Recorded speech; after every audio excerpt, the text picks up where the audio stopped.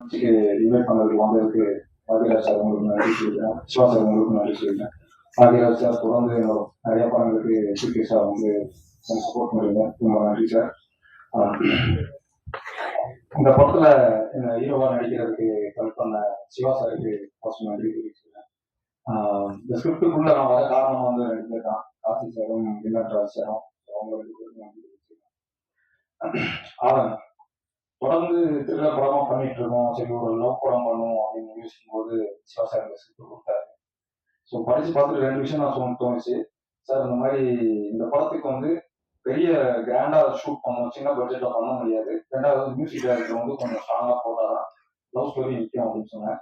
So அவர் வந்து director come ப்ரொடியூசரா இருக்கிறதுனால அவரோட தாட் என்னவோ அதுக்கு எவ்வளோவான செலவு பண்றது ஒரு வழியா இருந்தாரு.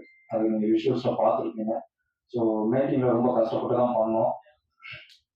கூட நடிச்ச அத்தனை ஆர்டிஸ்ட் நான் கூட நடிக்கல, பட் ஆனால் பார்த்தேன், உங்களோட சீன்ஸ் எல்லாம் பார்த்தேன். எல்லாருமே நல்லா அவங்களோட பங்கு நல்லா கரெக்டாக பண்ணியிருக்காங்க. அதே மாதிரி மியூசிக் டைரக்டர் ஸ்ட்ராங்கான சாங்ஸ் கொடுத்துருக்காரு, நீங்க பார்த்துருக்கீங்க. ஸோ நிறைய உழைப்பு இருக்கு படத்துக்குனால. கண்டிப்பா இந்த மாதிரி புது முயற்சியை சப்போர்ட் பண்ணுங்க. நன்றி. கொண்டு வந்த கோடம்பாக்க கதைகள் தமிழ் சினிமா உள்ளவரை கொண்டாடும் கலைஞன் நம் பாக்யராஜ் அவர்களை உங்கள் முன் மரியாதைக்குரிய அனைத்து பத்திரிகை நண்பர்கள், அனைத்து டிவி எல்லாத்துக்கும் பணிவான வணக்கம். மற்றும் விழா கொண்டிருக்கிறவங்க, வந்துருக்கவங்க எல்லாத்துக்கும், அப்புறம் ஒவ்வொருத்தர் பேரையும் சுத்தமான தமிழ்ல உச்சரிச்ச கவிதா. எப்பவுமே அவங்க தமிழ்ல அவங்க பேசும்போது எனக்கு ரொம்ப ஆர்வமா பார்த்துருக்கேன். ஸோ அவங்களுக்கு எல்லாருக்குமே நம்மளுக்கு வணக்கம் தெரிவிச்சுக்கிறேன். ஏன்னா நேரம் போய் போச்சுங்கிறதுனால எல்லாம் அவசர அவசரமா ஒண்ணு கஷ்டமா இருக்குது இந்த ஃபங்க்ஷன்ல. என்னன்னா ஒரு மனிதனுக்கு வந்து ரொம்ப முக்கியமான தேவையானது வந்து நன்றி உணர்வு அப்படிங்கிறது ரொம்ப தேவை. அது இல்லைன்னா மனிதனே இல்லை. என்ன படிச்சிருந்தாலும் என்ன இருந்தாலும் இன்னைக்கு இல்லைங்க நம்ம பேச வளர்க்கலாம்.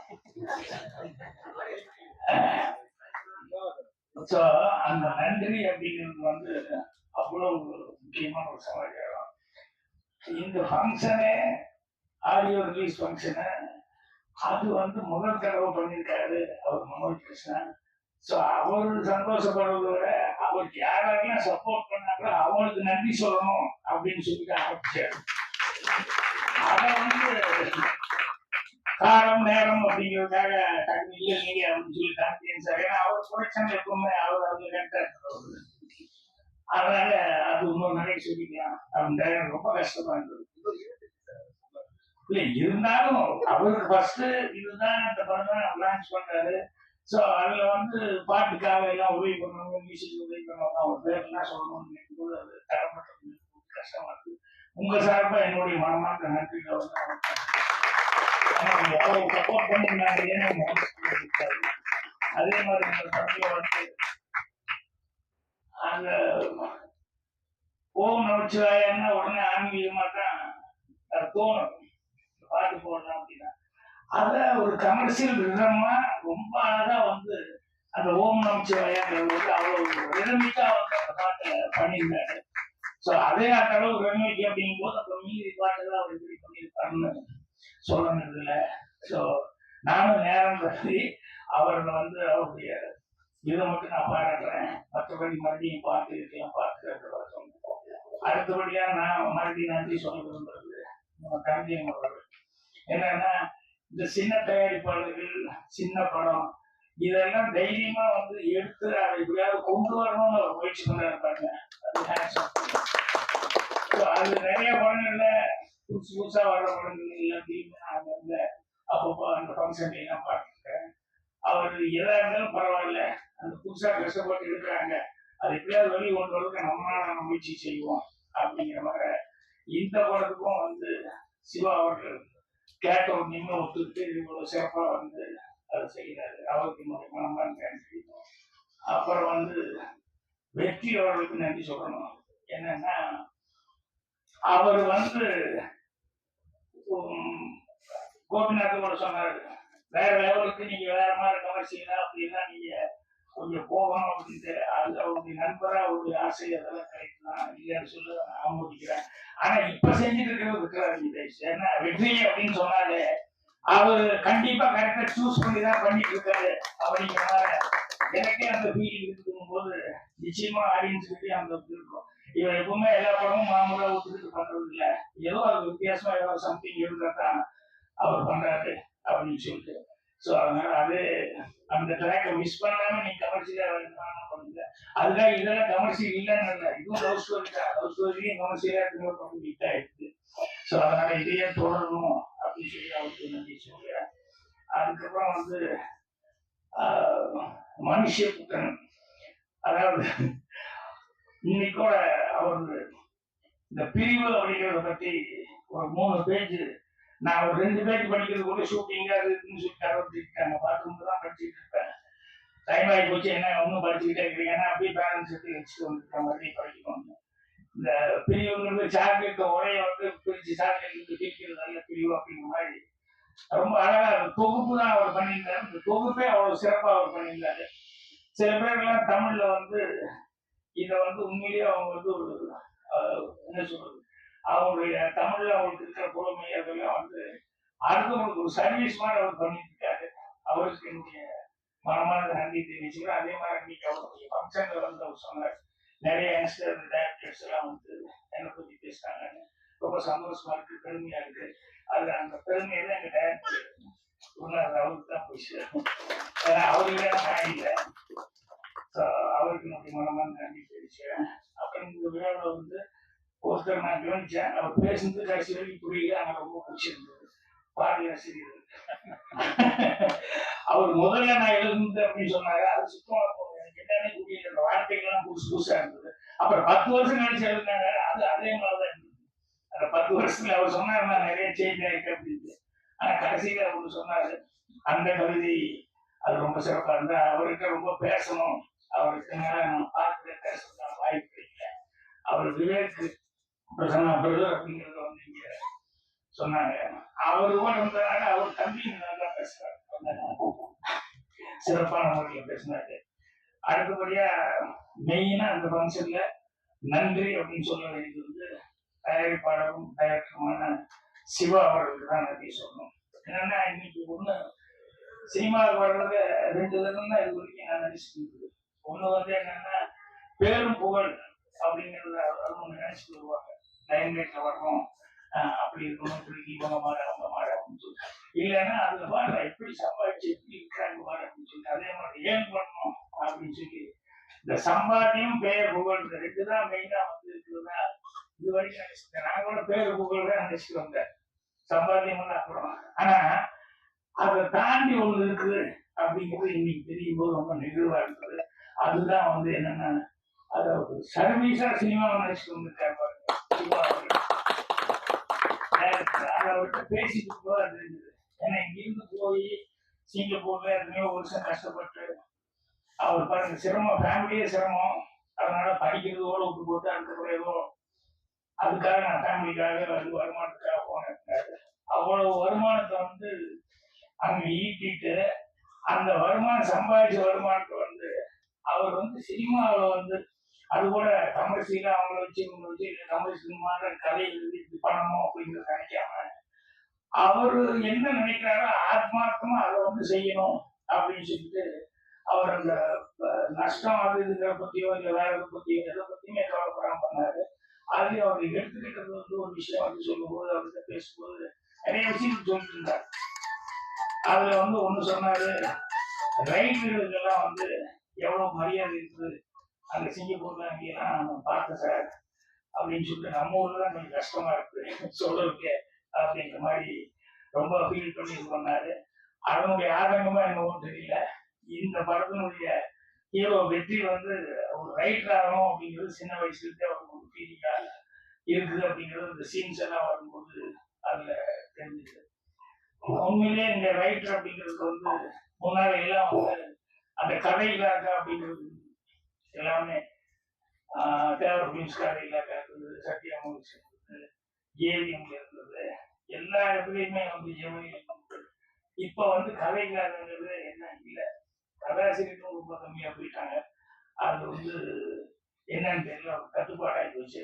அது மாதிரி இருக்கும்போது ரைட்டர்ஸை பத்தி ரைட்டர்களை பத்தி அவர் வந்து அந்த படம் எடுத்துருக்காரு. ஒரு ரைட்டரா மட்டும் வந்து அது டைலாக் கூட போட்டிருக்காங்க, படிச்சவங்களுக்கு மட்டும்தான் உபயோகப்படுறோம், எழுதுனா தானே உலகத்துக்கே உபயோகமா இருக்கும் சொல்லி ஒரு டைலாக் போட்டிருக்காரு. சரி, உண்மை அதுதான். எழுதுனா நான் கூட வாங்க சினிமா பத்தி பேசினா அப்படிங்கிறது வந்து இவ்வளவு பிஸியா இருக்கிற நேரத்துல நீங்க எழுதணுமான்னு எல்லாம் கேட்டாங்க. அவ்வளவு ஷூட்டிங் எல்லாம் நிறைய இருக்கிற நேரம் நீங்க இப்ப எழுதினா தான் படிப்பாங்க. வீட்டு உட்காந்து எழுதினா எவனும் படிக்க மாட்டாங்க. அந்த சும்மா வீட்டு உட்காந்து அந்த புத்தகம் படிச்சு நமக்கு என்ன யூஸ் அப்படின்னு நினைப்போம். அதனால மார்க்கெட்ல நல்லா இருந்துட்டு போதே படிக்கணும் அப்படின்னு சொல்லிதான் நாங்க வாங்கி சினிமா பத்தி புத்தகம் வந்து பின்னால வர்றவங்களுக்கு வந்து நம்மளுடைய அனுபவம் யூஸ்ஃபுல்லா இருக்கட்டும் அப்படிங்கிறதுக்காக. ஸோ ரைட்டர்ஸ் பத்தி சொல்லும் போது எனக்கு ஒரு தமாசான ஒரு நிகழ்ச்சி தான். ஆனால் ரைட்டர்ஸுக்கு அது சொல்லணுமே அப்படிங்கிறதுக்காக இன்சிடென்ட் சொல்றேன். என்னன்னா கவிஞர் வந்து அது எல்லாருமே இருந்தாங்க. கலைஞர் சார் இருந்தாரு, தூய்வன் இருந்தாரு, டைரக்டர் மகேந்தர் இருந்தாரு, மாறா, இப்படி எல்லாமே எல்லா ரைட்டர்ஸும் இருந்தாங்க. என்னன்னா முதல் நாள் போகும்போது டேய் இந்த இடத்துக்கு கொஞ்சம் நல்ல சீனா ஏதாவது ஒன்று பிடிச்சிட்டு வாங்க அப்படின்னு சொல்லி இருப்பாரு.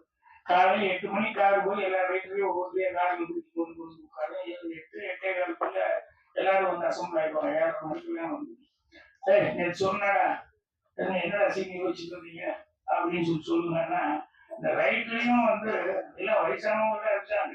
இருந்தாலும் அவங்களுடைய கேரக்டர் தான் பாத்தீங்கன்னா இந்த சின்ன பசங்களுக்கு உண்டான கேரக்டர் தான் அவங்களுக்கு இருக்கும். என்னன்னா துறைவன் யோசிப்பாரு, அவருக்கு ஒண்ணுமே கிடைக்கல, போனா சின்ன பசங்க பயங்கர திட்டுவாரு, அப்படியெல்லாம் தமாஷா பேசுவாரு, பிரியமாவும் பேசுவாரு, எல்லா உதவியும் செய்வாரு. அவர் வந்து பயங்கரமா திட்டுவாரு எல்லாத்தையும் வச்சுட்டு அப்படின்னு சொல்லிட்டு அவர் சீன் வரல. அப்படி யோசிச்சுட்டே வருவாரு. கார்ல வரும்போது கலைஞர் திரும்பி கேட்பாரு, என்னென்ன உங்களுக்கு ஏதாவது, அவர் ஒண்ணு அவர் சீன் வரலன்னு சொல்லல, என்ன ஏதாவது பிடிச்சிட்டு வந்தீங்களா, உங்களுக்கு பிடிச்ச துறையமா அந்த அளவுக்கு கரெக்டா இருக்குமான்னு தெரியல, சொல்லுங்க, சொன்னாதானே நான் தெரியும் அப்படின்னு உடனே துறையவன் வந்துட்ட கலைஞர் சொல்லிட்டே வந்துட்டாரு. வந்தோடனே இவங்க 8 மணிக்கு அசம்பிளானு, என்னப்பா நேற்று சொன்னேன் ஏதாவது சீன் யாராவது திங்க் பண்றாங்க அப்படின்னு துறையவன் முதல்ல கை விட்டார். நான் சொல்றேன் சொல்லுடா பாத்தா அவன் முதல்ல சொல்றேன் சொல்லுடா அப்படின்னு கலைஞான செய்தி வர அப்படி சொல்லிட்டாரு. கலைஞான திருத்தணும் முடியாது, இப்ப அவரால் சொல்லவும் முடியல. இல்ல நான் யோசிச்சு வந்தேன், வழி இப்படி திருடிட்டு நான் என்ன பண்றதுன்னு ஒன்னும் சொல்ல முடியல. அதுக்கப்புறம் என்ன கலைஞானம் அப்படின்னாரு, ஒன்னும் வரல, அவன் மாற அவங்க விட வயசு எவ்வளவு கம்மி அப்படின்னு திட்டாரு. தூய சைலண்ட் அப்படி பண்றாரு. அப்புறம் அடுத்த நாள் வந்து பேசும்போதெல்லாம் தூயவன்கிட்ட உன்னை நம்பி நான் சொன்னேன், தூயவா இப்படி படிக்கக்கூடிய கல்வியக்கூடிய அந்த மனுஷனுக்கு என்ன திட்டு ஆரம்பிச்சிட்டிய அப்படி இப்படி பேசுறாங்க. ஏன் இந்த பிரசாமி வந்து மூட்டை என் பொண்டாட்டி போடுனா பிரச்சனை, எல்லாரும் வீட்டையும் பிரச்சனை தான் இருக்குன்னு கேட்கணும். இல்லைண்ணா எப்ப பாரு வந்து நம்ம வெளியே போய் சம்பாதிக்கிறது சாதாரண விஷயமான, ஒரு ஆம்பளை வெளியே போய் எவ்வளவு கஷ்டப்பட்டு சம்பாதிக்கிறேன், கொஞ்சம் கூட புரிஞ்சிக்க மாட்டீங்களா, நீங்க மட்டும் தான் சம்பாதிக்கிறேன், இந்த வீட்டுல இருந்து குழந்தைகளை பார்த்துக்கிறதுல ஒண்ணுமே வேலை இல்லைன்னு நினைச்சிட்டீங்க. அதனால குழந்தைகளை பார்த்துக்கிறது ஒரு பெரிய வேலையாடி, சமையல் பண்றது ஒரு பெரிய வேலையாடி, அப்படின்னா நீங்க போய் சம்பாதிக்கிறது மட்டும் பெரிய வேலையாகும் அப்படின்னு எப்ப பாரு இதே சண்டை. நீங்க என்ன பெருசா கிழிக்கிறீங்க, நாங்க நீங்க பொம்பளை என்ன கம்மியா பண்றேன்னு, அது இது ஒண்ணானே அப்படி முடியுமானே அப்படி இப்படின்னு சொல்லிட்டு எப்ப பாரு என் அம்மா நீ செய்ய முடியுமா, உங்க நான் செய்ய முடியுமா அப்படின்னு சொல்லிட்டு ஒரே சண்டை வந்து இப்படி புரிய வைக்கிறது ஆம்பளை கஷ்டமா புரியல அப்படின்னா. அடுத்த நாள் வந்து அப்புறம் எங்கேயோ ஒரு கம்பெனியில கதை கேட்டுருக்காங்க. அப்புறம் கலைஞானம் கதை சொல்றேன்னு சொல்லி போயிருக்காரு. முதல் நாள் கேட்டுருக்காங்க கதை வேணும்னு. அப்புறம் அவரு தூயமா போட போயிருக்காரு.